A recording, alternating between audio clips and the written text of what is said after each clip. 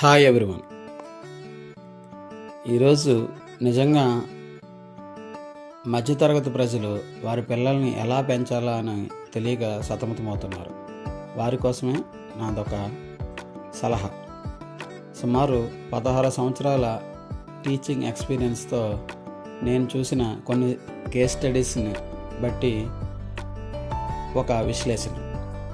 చాలామంది తల్లిదండ్రులు వారి పిల్లలను ముఖ్యంగా ఎదుటి పిల్లలతో పోల్చుకోవడం ద్వారా వారికి ఎక్కువ ఒత్తిడికి గురి చేస్తున్నారు. ఒకటి గుర్తుపెట్టుకోండి, పిల్లలందరూ కూడా సమానం కారు. వారికి వేరు ప్రజ్ఞాలబ్ధి ఐక్యూ లెవెల్స్ అనేవి ఉంటాయి. కానీ మన ఇరుగింట్లోనో పొరుగింట్లోనో ఒక పిల్లవాడికి మంచి ర్యాంకో క్లాస్లో ఫస్టో సెకండో వస్తే మనం కూడా మన పిల్లల్ని అలాగే రావాలని కోరుకుంటూ వారి ఆలోచనలను, వారి అభిరుచులను, వారి ఇష్టాలను పక్కన పెట్టి వాళ్ళు ఏ పాఠశాలలో అయితే చదువుతున్నారో ఆ పాఠశాలలో చేర్పించడం, లేదా వాళ్ళు ఏ ట్యూషన్కి అయితే వెళ్తున్నారో ఆ ట్యూషన్కి పంపించడం, లేదా వాళ్ళు ఏ పుస్తకాలు అయితే చదువుతున్నారో ఆ పుస్తకాలనే చదివించడం చేస్తున్నారు. ఒక టీచర్గా నేను చాలామందిని అబ్జర్వ్ చేశాను. చాలామంది కూడా చేస్తున్న తప్పు ఇదే. ముఖ్యంగా ఏంటంటే మధ్యతరగతి ప్రజలు వారి పిల్లల చదువును అనేది ఒక రియల్ ఎస్టేట్ సంస్థలో పెట్టుబడిలాగా, ఈరోజు మనం ఒక ప్రాపర్టీ కొంటే దాని నుంచి రిటర్న్స్ ఏ విధంగా ఆశిస్తామో పిల్లల చదువు కూడా ఆ విధంగానే తయారైంది. పిల్లలకి ఎలాంటి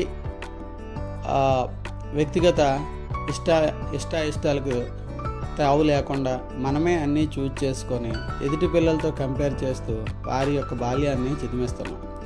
ముఖ్యంగా ఒకటి గుర్తుపెట్టుకోండి, పిల్లలందరూ కూడా ఫస్ట్ ర్యాంకర్స్ అందరూ కూడా బాగా చదివి బాగుపడి సెటిల్ అయినట్టు నాకు తెలియదు.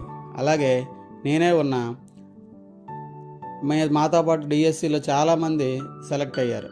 డిఎస్సిలో అనేక వేల మంది లక్షల మంది పోటీ పడితే కొంతమందికి ఉద్యోగాలు వస్తాయి. అలాగని ఫస్ట్ ర్యాంకర్స్ ఎవరైతే ఉన్నారో 1, 2, 3, 4, 5, 6 ఆ టీచర్స్ అందరూ బాగా చదువుతారు కాబట్టి వాళ్ళు చదువు కూడా బాగా చెప్తారు అనుకుంటాం. కానీ ఆ టీచర్స్లో చాలా కొద్దిమంది మాత్రమే మంచి ఫలితాలను ఇస్తారు. అలాగే పిల్లలు కూడా అందరు పిల్లలు కూడా మొదటి నుండి బాగా చదివితే బాగా సెటిల్ అయిపోతారనే అది వేడండి. అది ఒక అపోహ మాత్రం. పిల్లలు వారి వ్యక్తిగత చాయిస్ ప్రకారము వారి ఇష్టంతో ఏ పని చేస్తే అప్పుడే రాణిస్తారు. అంతేగాని మన పక్కింట్లోనో ఎదురింట్లోనో ఎవడికో ర్యాంక్ వచ్చిందని మన పిల్లలు కూడా అలాగే రావాలనుకోవడం, వాళ్ళని గుడ్డిగా ఫాలో అవడం, వాళ్ళు ఏ స్కూల్లో జాయిన్ చేస్తే ఆ స్కూల్లో జాయిన్ చేయడం, అలాగా లక్షలు విద్యా వ్యవస్థ మీద ఖర్చు పెడుతూ నెక్స్ట్ వాళ్ళ మీద ఒత్తిడికి కూడా గురి చేస్తున్నారు. నీకు ₹1,00,000 ఫీజు కడుతున్నాను, నీకు మంచి ర్యాంక్ రాలేదు, నీకు మంచి చదువులు లేవు. ఇది ఎంతవరకు సబబు? పిల్లలు నిజంగా మన తల్లిదండ్రుల నుంచి అది కోరుకుంటున్నారా? వాళ్ళు లక్షలు ఖర్చు పెట్టమని చెప్తున్నారా? లేదు. వాళ్ళకి మ్యాథ్స్ అంటే ఇష్టముందో లేదో మీరు ఎప్పుడైనా అడిగారా? లేదు. వాడికి ఫిజిక్స్ అంటే ఇష్టమో లేదో అడిగారా? ఇప్పుడు కాన్సెప్ట్ ఎలా ఉంది? 6వ తరగతి పిల్లడికి ఇంటర్మీడియట్ సిలబస్ని బోధిస్తున్నారు. అదే ఐఐటి కాన్సెప్ట్. 7వ తరగతి పిల్లలకి 6వ తరగతి పిల్లలకి 10th క్లాస్ అంటే హయ్యర్ క్లాసెస్లో ఇదే చెప్తున్నారు. అంతేగాని వారి మానసిక స్థాయిని బట్టి కానీ వారి అభిరుచిని బట్టి కానీ ఎక్కడ ఏ పాఠశాలలో రాష్ట్రంలో కాదు దేశంలో కాదు ఎలాంటి విద్యా విధానంలో కానీ ఇలాగ మన ఆంధ్రప్రదేశ్లో ఎదుర్కొన్నంత ఒత్తిడి ఎక్కడా ఎదుర్కోవడం లేదు. అందుకే ఈ సమస్యలన్నీ చూసి ఒక టీచర్గా ఆవేదన చెందుతూ నేను ఈ ఒక షార్ట్ పెడుతున్నాను.